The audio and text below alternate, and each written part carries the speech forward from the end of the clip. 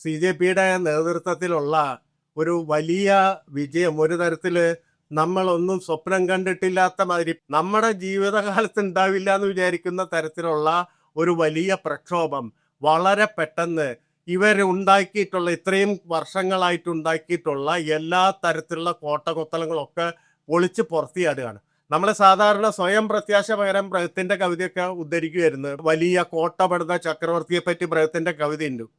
ലോകത്തുള്ള ഏറ്റവും കഠിനമായ വസ്തുക്കളെ കൊണ്ടാണ് ആ കോട്ട ചക്രവർത്തി പണിയുന്നത്. അത് പലതരത്തിൽ തകർക്കാൻ വേണ്ടി പലരും ശ്രമിച്ചു. എന്ന് പറഞ്ഞാൽ വലിയ ആയുധങ്ങൾ ഉപയോഗിച്ചു. അന്നത്തെ ഏറ്റവും പുതിയ തോക്ക് ഉപയോഗിച്ച് വെടിവെച്ച് നോക്കി. പക്ഷെ ഇത് തകരുന്നില്ല.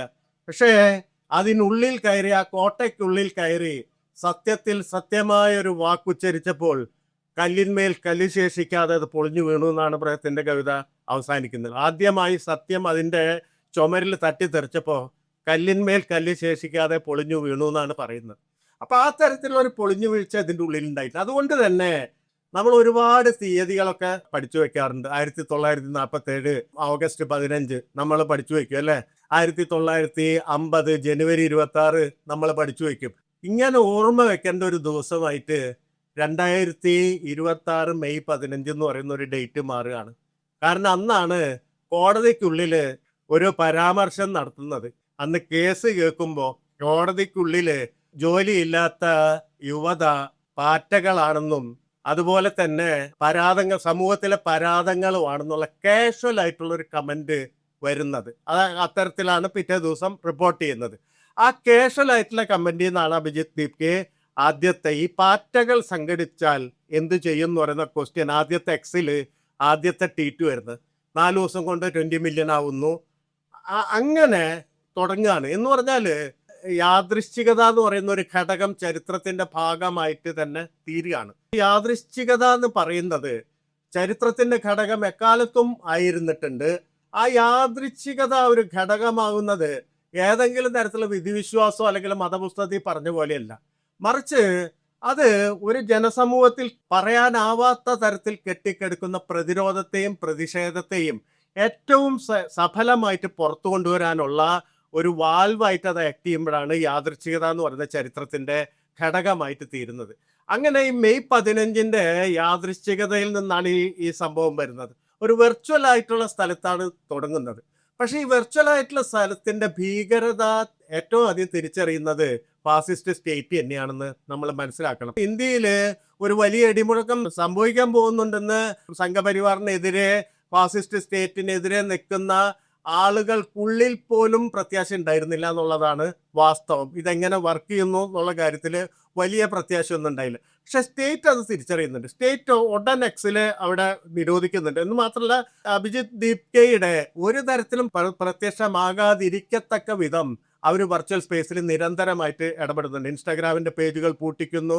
ഇങ്ങനെ നിരന്തരമായൊരു വാർഫെയർ, ഒരു പോരാട്ട മുഖം അവരവിടെ തുറന്നിട്ടുണ്ട്. അത് നമ്മൾ പിൽക്കാലത്ത് തിരിഞ്ഞു നോക്കുമ്പോഴാണ് അതിന്റെ പ്രാധാന്യം മനസ്സിലാക്കുന്നത്. എന്ന് പറഞ്ഞാല് ഒരു വലിയ വെടിക്കെട്ടിന് ആരോ തിരികൊളുത്തി തുടങ്ങി എന്നുള്ള കാര്യം ആദ്യം തിരിച്ചറിയുന്ന ഫാസിസ്റ്റ് സ്റ്റേറ്റ് ആണെന്ന് മനസ്സിലാക്കണം. രണ്ടാമത്, ദീപ്കെ ഇന്ത്യയിലേക്ക് വരുന്നു.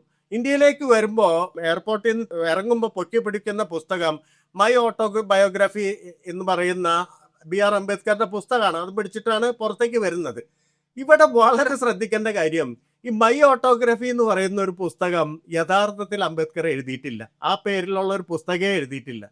മറിച്ച് അംബേദ്കറെ അസിമുലേറ്റ് ചെയ്യുന്നതിന്റെ ഭാഗമായിട്ട്, അബ്സോർബ് ചെയ്യുന്നതിന്റെ ഭാഗമായിട്ട്, ശരിക്കും പറഞ്ഞാൽ RSS ഉണ്ടാക്കിയൊരു പുസ്തകമാണ് ഈ പറയുന്ന മൈ ഓട്ടോബയോഗ്രഫി എന്ന് പറയുന്ന പുസ്തകം. പ്രഭാത് പ്രകാശ് എന്ന് പറയുന്ന RSSുമായി അഫിലിയേറ്റ് ചെയ്ത സംഘം ഇറക്കിയ പുസ്തകം പിടിച്ചിട്ടാണ് അഭിജിത്ത് ദീപ്ക പുറത്തേക്ക് വരുന്നത്. കുറെ പേര് തെറ്റിദ്ധരിച്ചു ഇത് അംബേദ്കറെ ഒരു പുസ്തകമാണ്, അംബേദ്കറുടെ ചിത്രമാണ്. എന്നാൽ RSS തെറ്റിദ്ധരിച്ചത്, RSS യഥാർത്ഥത്തിൽ തെറ്റിദ്ധരിച്ചിട്ടുണ്ടാകുക ഇവനെ നമ്മളെ ആളാക്കാൻ പ്രയാസമല്ലേ. എന്ന് പറഞ്ഞാൽ അവർക്ക് ഇതിന് മുമ്പിലുള്ള പൊതുജന പ്രക്ഷോഭം എന്ന് പറഞ്ഞാൽ അണ്ണാ ഹസേരയുടെ പ്രക്ഷോഭമാണ്. അത് ഒരർത്ഥത്തിൽ RSSന് വലിയ ഗുണപ്രദമായി തീരുകയും ചെയ്തു പിൽക്കാലത്ത്. എന്ന് പറഞ്ഞാൽ ഒരു സിവിൽ പ്രക്ഷോഭമായി തുടങ്ങിയ, പൊതുജന പ്രക്ഷോഭമായിട്ട് തുടങ്ങിയ ആ പ്രക്ഷോഭത്തിന്റെ സ്പിരിറ്റ് മുഴുവൻ വളരെ പെട്ടെന്ന് BJP-യിലേക്ക് അല്ലെങ്കിൽ RSS-ലേക്ക് ഹിന്ദുക്കളിലേക്ക് ചാനലൈസ് ചെയ്ത് വിടാൻ അവർക്ക് സാധിച്ചു.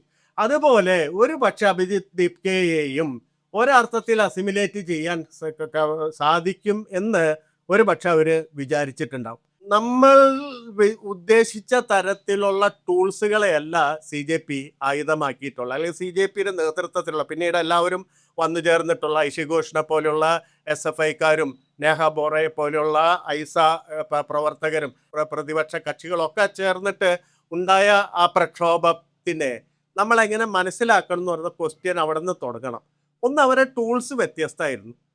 ഒരു വീഡിയോയിൽ നിങ്ങൾ കണ്ടിട്ടുണ്ടാവും, നമ്മളൊക്കെ ഇങ്ങനെ വന്ദേ മാതരത്തിന് എതിർത്ത് ഇങ്ങനെ നമ്മൾ സംസാരിച്ചുകൊണ്ടിരിക്കുന്ന സമയത്ത് അവർ വളരെ കൂളായിട്ട് വന്ദേ മാതരം ചൊല്ലുന്നു എന്ന് പറഞ്ഞാൽ അവർക്കെതിരെ അതൊരു ആയുധമാക്കുന്നു. ജനഗണമന ചൊല്ലുന്നു, അവർക്കെതിരെ ആയുധമാക്കുന്നു എന്ന് പറഞ്ഞാൽ ഒരർത്ഥത്തിൽ നമ്മളെപ്പോലെ സ്ക്രൈബ്ഡ് ആയിട്ടുള്ള അല്ലെങ്കിൽ കുറച്ചും കൂടി ഷാർപ്പായിട്ടുള്ള തിക്കായിട്ടുള്ള ഒരു സ്ഥലത്ത് നിന്നിട്ടല്ല ഈ സമരം നടന്നിട്ടുള്ളതെന്ന് നമുക്ക് മനസ്സിലാക്കാൻ സാധിക്കും. എന്ന് പറഞ്ഞാൽ ഒരു ലിബർട്ടി ഓഫ് സ്ട്രഗിൾ എന്ന് പറയുന്ന കാര്യം വളരെ പ്രധാനപ്പെട്ടാണ്.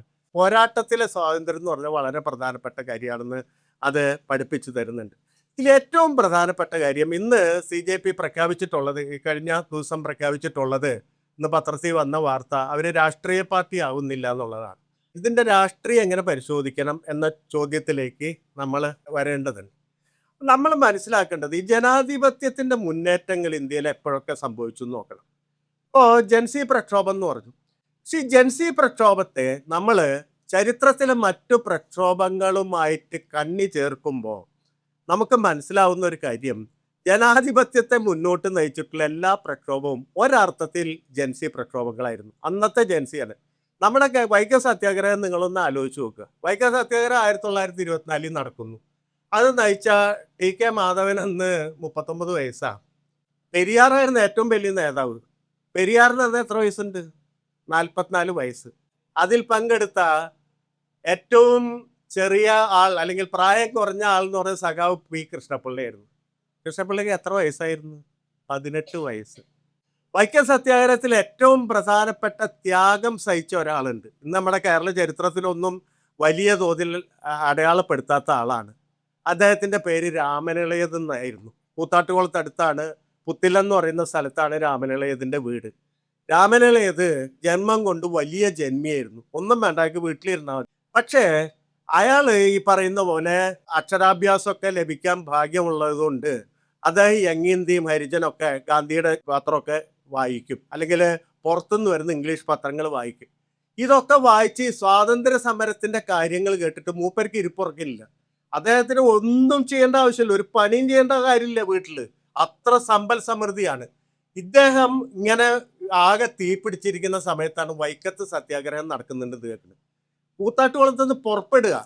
ആര്? ഈ സമരത്തിൽ ഒരാളുമല്ല രാമനിളയത് എന്ന് പറഞ്ഞാൽ ഈ സമരത്തിന്റെ സംഘാടനത്തിലോ ഒന്നും ഏറ്റെടുത്ത ആളല്ല. ഈ പത്രം വായിച്ച് പ്രക്ഷോഭത്തിന്റെ പ്രക്ഷുബ്ധത കേട്ട് വീട്ടിൽ നിന്ന് പുറപ്പെടുക. അദ്ദേഹം വീട്ടിൽ നിന്ന് പുറപ്പെടുന്നു. 1924 ജൂൺ മാസമൊക്കെ ആയപ്പോൾ സത്യാഗ്രഹ പന്തലിലെത്തുന്നു.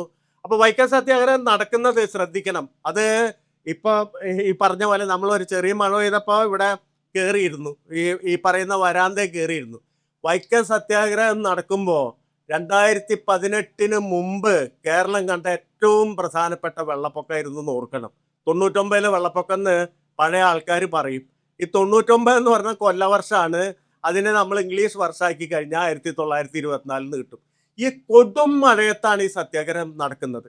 അന്ന് 3 സത്യാഗ്രഹികൾ വെച്ചാണ് പോവുക. 3 സത്യാഗ്രഹികൾ പോയി സത്യാഗ്രഹം നടത്തും.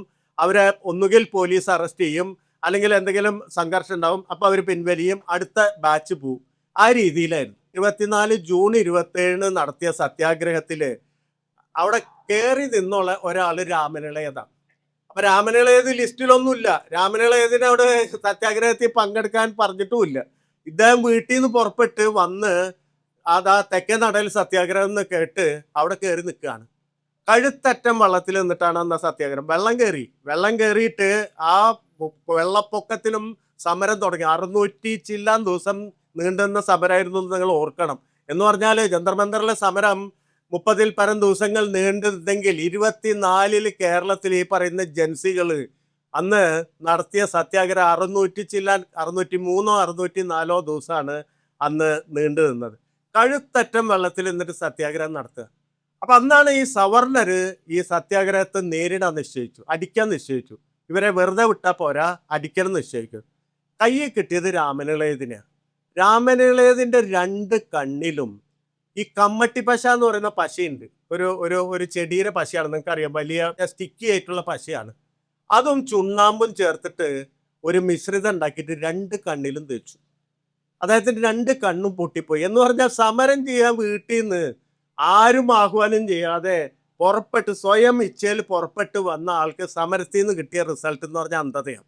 ഒരു കണ്ണ് പൂർണ്ണമായിട്ട് പോയി. മറ്റത് ചികിത്സിച്ചുകൊണ്ടാണ് ശ്രീനാരായണ ഗുരു അദ്ദേഹത്തിന്റെ വൈദ്യന്മാരെ കൊണ്ടൊക്കെ ശിവഗിരിയിൽ കൊണ്ടുപോയിട്ട് ചികിത്സിപ്പിച്ചുകൊണ്ട് ഒരു കണ്ണിന് ഭാഗികമായി കാഴ്ച തിരിച്ചു കിട്ടിയെന്നാണ് പറയുന്നത്.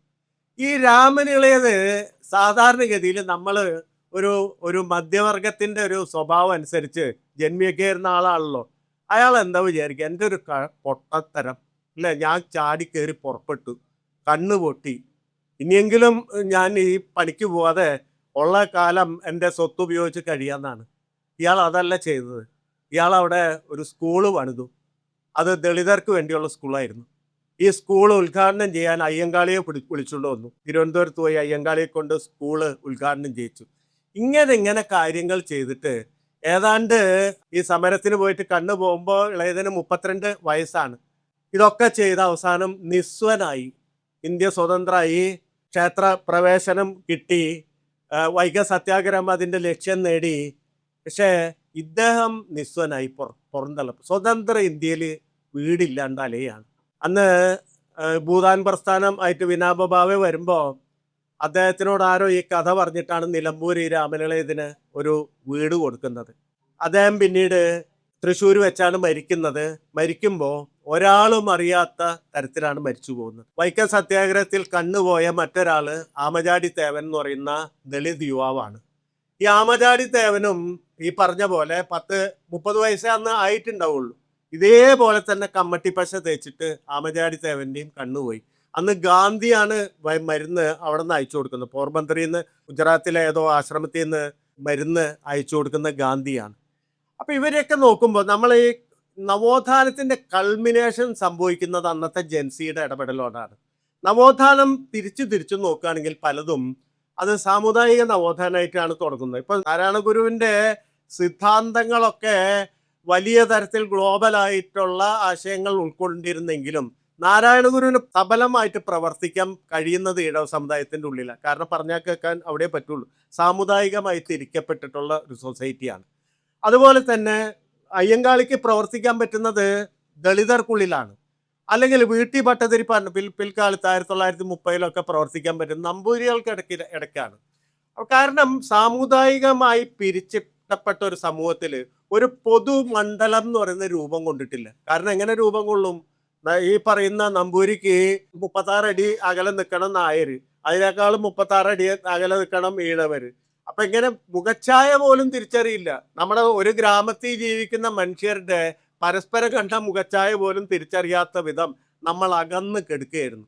അങ്ങനെ ഒരു പൊതുമണ്ഡലം രൂപപ്പെടാത്ത സമയത്ത് സാമുദായിക നവോത്ഥാനം നടക്കുകയുള്ളൂ.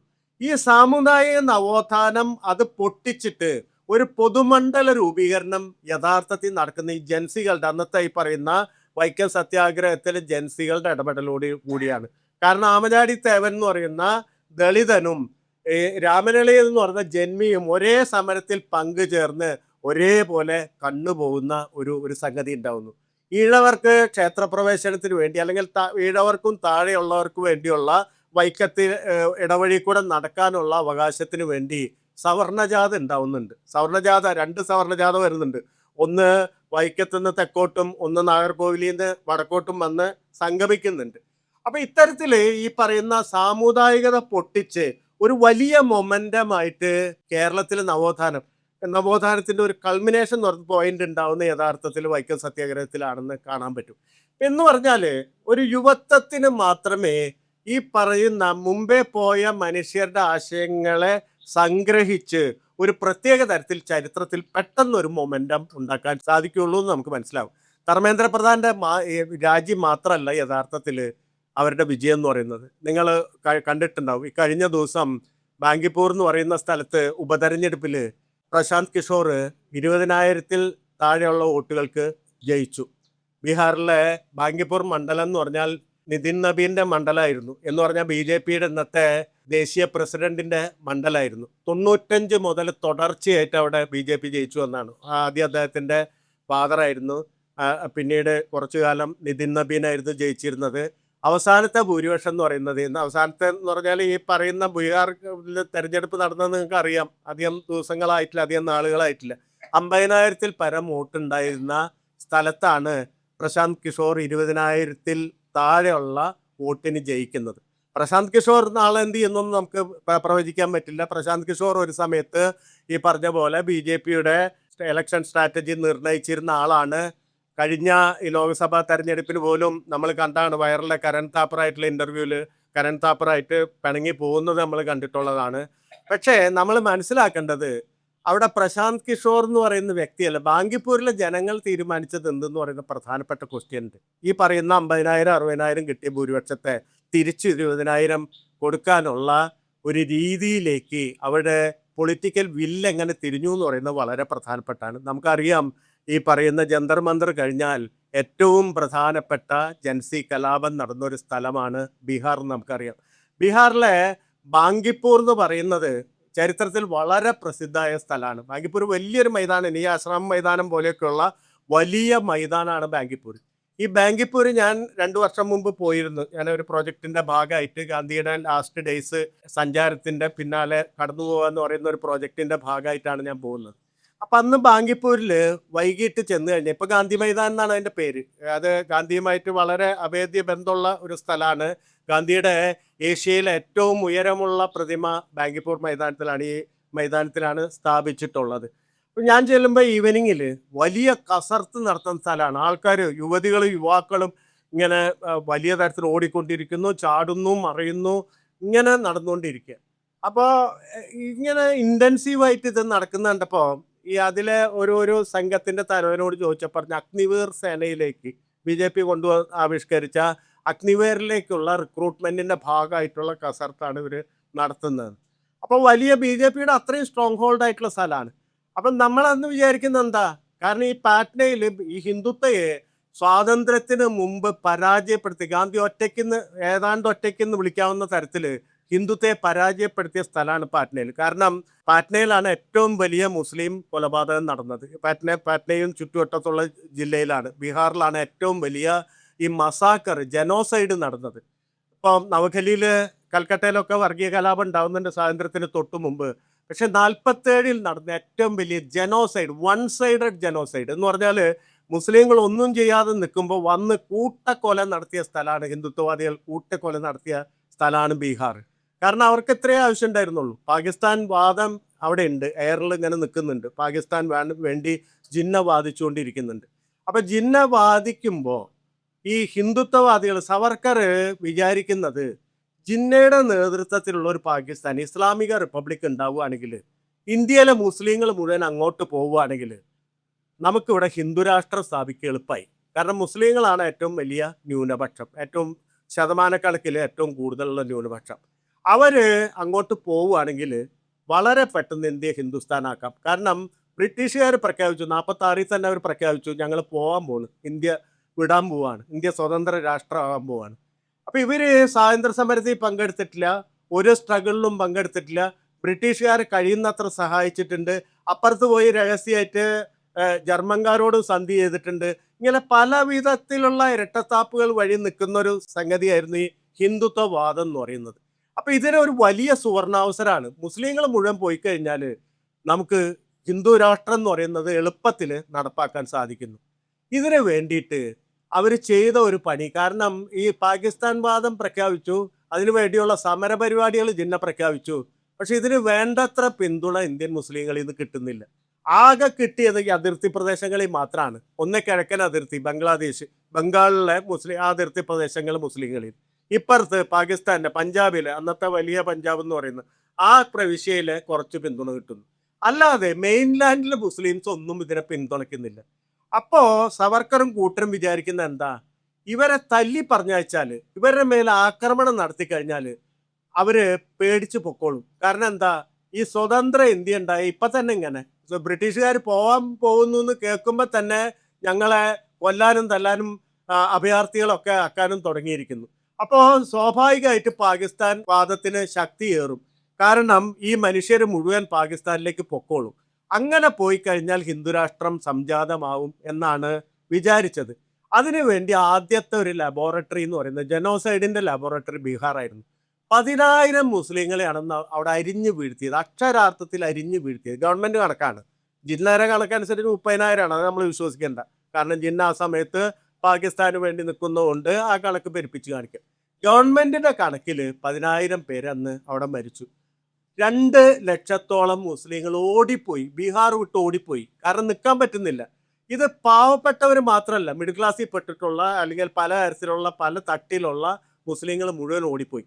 ഇങ്ങനെ ഓടിപ്പോയ കുറെ പേരെ ആ സ്റ്റേഷനിൽ വെച്ച്, മസൗറി എന്ന് പറയുന്ന ഒരു സ്റ്റേഷൻ ഉണ്ട്, ഇപ്പൊ തരേഗിന എന്നാണ് അതിന്റെ പേര്, പാറ്റയ്ക്ക് അടുത്ത് തന്നെയാണ്.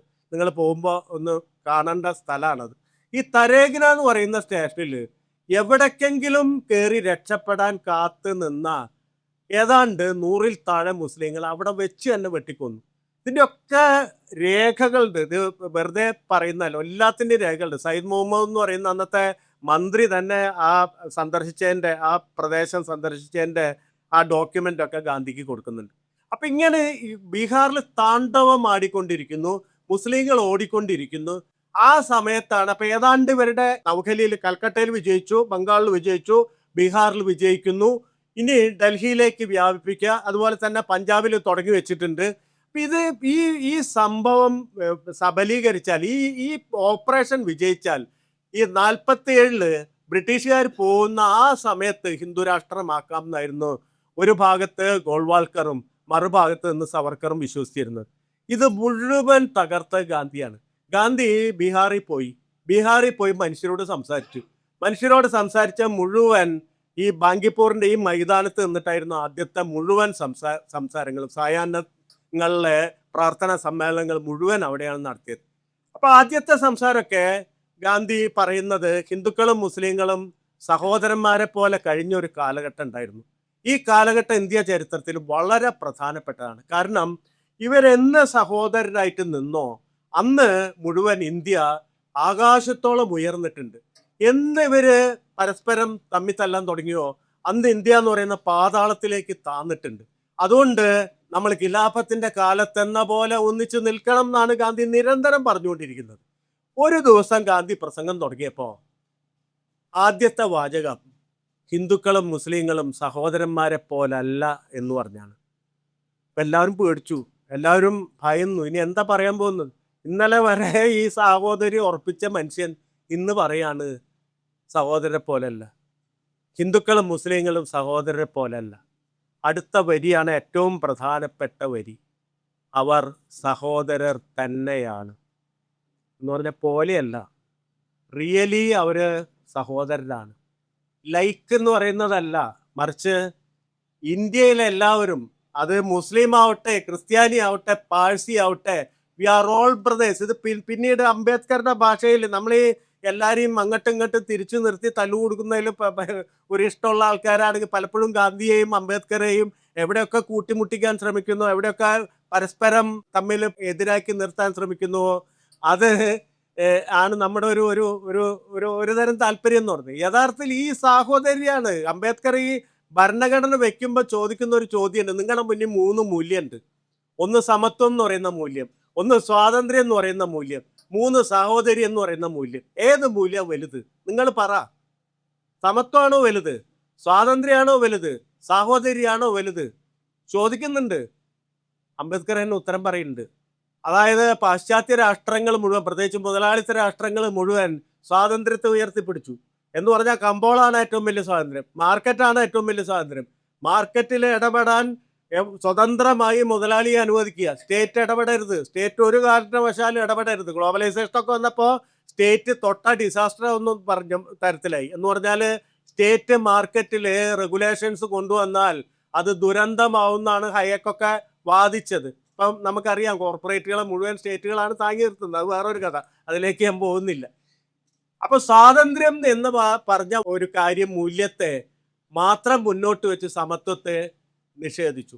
ഇപ്പുറത്ത് ഈസ്റ്റേൺ ബ്ലോക്കിൽ റഷ്യക്ക് പറ്റിയ ഏറ്റവും വലിയ തകരാറെന്ന് പറഞ്ഞാൽ സമത്വം എന്ന് പറയുന്ന ഭാഗത്ത് ഉയർത്തിപ്പിടിച്ചു.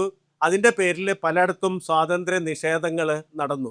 ഒരു വ്യക്തി സ്വാതന്ത്ര്യത്തെക്കാൾ പ്രധാനപ്പെട്ടതാണ് സമത്വം എന്ന തരത്തിൽ ആ ബ്ലോക്ക് പ്രവർത്തിക്കാൻ തുടങ്ങി.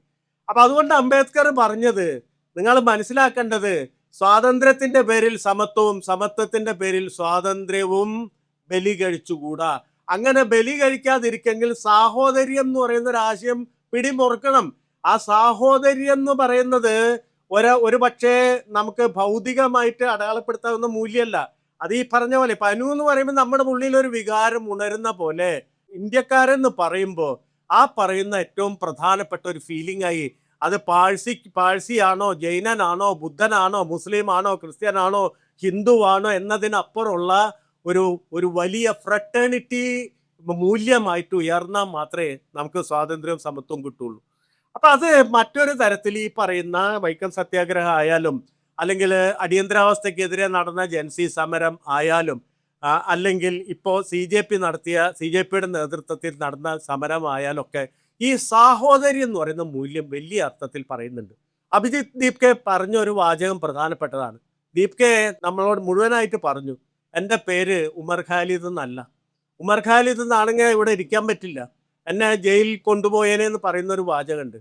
ഇത് തിരിച്ചറിയാന്ന് പറയുന്നത് വളരെ പ്രധാനപ്പെട്ട കാര്യമാണ്. എന്ന് പറഞ്ഞാൽ നമ്മൾ ഈ പറഞ്ഞ പോലെ ഒരേ ചരിത്രം ശ്വസിച്ച് ഒരേ ചരിത്രത്തിൽ ജീവിച്ച് ഒരേ ചരിത്രത്തിലൂടെ കടന്നു പോകുന്ന ആളുകളാണ്.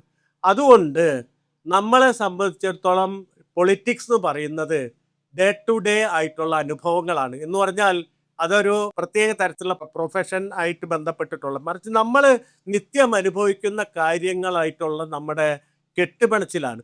ഇതിനെ ഭരണകൂടത്തിനെതിരായിട്ട് എങ്ങനെ വെക്കാം എന്നുള്ളതാണ്. ഇപ്പൊ പലരും ഇതിനെ നിരീക്ഷിച്ചത് ഇത് മധ്യവർഗത്തിന്റെ ഒരു സംഗതിയായിട്ട്, ഇപ്പൊ നീറ്റ് പരീക്ഷ എന്ന് പറയുന്നത് അതുമായി ബന്ധപ്പെട്ടിട്ടല്ലേ എന്നൊക്കെയുള്ള സംശയങ്ങളും ആശങ്കകളും ഒക്കെ വരുന്നുണ്ട്. ഇതൊക്കെ സ്വാഭാവികമാണ്. ഇതൊക്കെ ഈ ചോദ്യോത്തരങ്ങളൊക്കെ നമ്മൾ നടത്തണം. എന്ന് പറഞ്ഞാൽ ഒരു സമരം കൊണ്ടെല്ലാം ആയിന്നോ 29 ഈ സമരത്തിന്റെ ബലത്തിൽ ഫാസിസ്റ്റ് ഭരണകൂടം നിലം പതിക്കുമെന്നുള്ള അങ്ങനത്തെ റൊമാൻറ്റിക് ആയിട്ടുള്ള ഒരു അപ്രോച്ച് അല്ല ഇതിനോട് വേണ്ടത്. നമ്മൾ ആലോചിക്കേണ്ടത് ഈ പറയുന്ന നീറ്റ് പരീക്ഷ എന്ന് പറയുന്നത് അതിന്റെ ഡീപ്പ് പൊളിറ്റിക്സ് എന്താണ്? അത് ഇൻസ്റ്റിറ്റ്യൂഷന്റെ കറപ്ഷനാണ്. എന്ന് പറഞ്ഞാൽ നമ്മൾ ഉണ്ടാക്കിയ നെഹ്റുവിൻ്റെ കാലത്ത്, സ്വാതന്ത്ര്യത്തിൻ്റെ കാലത്ത് ഉണ്ടാക്കിയിട്ടുള്ള ഈ സ്വാതന്ത്ര്യത്തിൻ്റെതായ സ്ഥാപനങ്ങൾ മുഴുവൻ ചെതലെടുത്തിരിക്കുകയാണ്, മുഴുവൻ കറപ്റ്റഡ് ആയിരിക്കുകയാണ്, മുഴുവൻ അത് വ്യവസായവൽക്കരിക്കപ്പെട്ടിരിക്കുന്നു, വാണിജ്യവൽക്കരിക്കപ്പെട്ടിരിക്കുന്നു. എന്ന് പറഞ്ഞാൽ നമുക്ക് നമ്മുടെ ഭരണഘടന നമുക്ക് തന്നിട്ടുള്ള ഉറപ്പുകൾ മുഴുവൻ ഈ ഭരണകൂടം പിൻവലിച്ചിട്ടുണ്ട്. നിങ്ങൾക്ക് ഒരു സ്ഥാപനത്തിന് വിശ്വസിക്കാൻ പറ്റില്ല. നമ്മൾ ഉള്ളിൻ്റെ ഉള്ളിൽ ഇപ്പോൾ നോക്കി പറയും, നിങ്ങൾ ഏതെങ്കിലും ഭരണകൂട സ്ഥാപനങ്ങളെ ഇന്ന് ഇന്ത്യ ഗവൺമെൻറ് മോഡിയുടെ കീഴിലുള്ള ഭരണകൂട സ്ഥാപനങ്ങളെ വിശ്വസിക്കാൻ പറ്റുമോ? ഒന്നും നമുക്കറിയില്ല. നമുക്ക് ഇലക്ഷൻ കമ്മീഷൻ എങ്ങനെ പെരുമാറുന്നറിയില്ല, ജുഡീഷ്യറി എങ്ങനെ പെരുമാറുന്നറിയില്ല, എക്സിക്യൂട്ടീവ് എങ്ങനെ പെരുമാറുന്നറിയില്ല. ഈവൺ അതിന് പുറത്ത് നിൽക്കുന്ന ഒരുപക്ഷെ സ്വാതന്ത്ര്യമൊക്കെ സൃഷ്ടിച്ചിട്ടുള്ള ഫോർത്ത് പില്ലർ എന്ന് പറയുന്ന മീഡിയ എങ്ങനെ കറപ്റ്റായി നമുക്കറിയാം. അപ്പൊ അതുകൊണ്ട് ഈ ഇൻസ്റ്റിറ്റ്യൂഷന്റെ ഡീപ്പ് കറപ്ഷനാണ് യഥാർത്ഥത്തിൽ ഇതിന്റെ പ്രശ്നം. എന്ന് പറഞ്ഞാൽ ഒരു പരീക്ഷയുടെ പ്രശ്നമല്ല, നമ്മൾ അങ്ങനെയാണ് ഇതിനെ രാഷ്ട്രീയമായിട്ട് പൂരിപ്പിക്കേണ്ടത്. എന്ന് പറഞ്ഞാൽ ഒരു സിസ്റ്റം കറപ്റ്റായി, ഒരു സിസ്റ്റത്തിന് ആർക്കും വിൽക്കാവുന്ന തരത്തിൽ, കമ്പോളത്തിൽ വിൽക്കാവുന്ന തരത്തിൽ നമ്മുടെയൊക്കെ അല്ലെങ്കിൽ നമ്മുടെ ഈ പറയുന്ന നമ്മുടെ മുൻകാല ജൻസികൾ നടത്തിയ പോരാട്ടങ്ങളുടെ എല്ലാ മൂല്യങ്ങളെയും തെരുവിൽ അവർ അതിനെ അപഹസിച്ചു. അവർ സംവിധാൻ ദിവസ് എന്ന് പറയും, അംബേദ്കറുടെ പടം എടുത്തു വയ്ക്കും. അംബേദ്കറുടെ ഏറ്റവും വലിയ പ്രതിമയാണ് ഉണ്ടാക്കാൻ പോകുന്നത് മോഡി, ആന്ധ്രാപ്രദേശിലോ മറ്റോ ഉണ്ടാക്കാൻ പോകുന്നത്. അപ്പം ഇത് മുഴുവൻ ഈ പറഞ്ഞ പോലെ ഭരണകൂട ബിംബങ്ങളായി ഇന്ത്യൻ ചരിത്രത്തെ മാറ്റി അതിൻ്റെ മൂല്യ ചരിത്രത്തെ മുഴുവൻ മാച്ച് കളയുന്നതിനെതിരെയുള്ള ഒരു റെസിസ്റ്റൻസ് ആണ്. അപ്പം നമ്മളതിനെ കാണേണ്ടത് ഈ പറഞ്ഞ പോലെ കുറച്ചുകൂടി ഡീപ്പായിട്ട് കാണണം, അതിനെ പൊളിറ്റിസൈസ് ചെയ്യണം. ഇതിൽ നമ്മുടെ കടമ എന്താണെന്നുള്ളത് പറഞ്ഞു കൂടിയിട്ട് അതുകൂടി പറഞ്ഞ് നമുക്ക് നിർത്താം.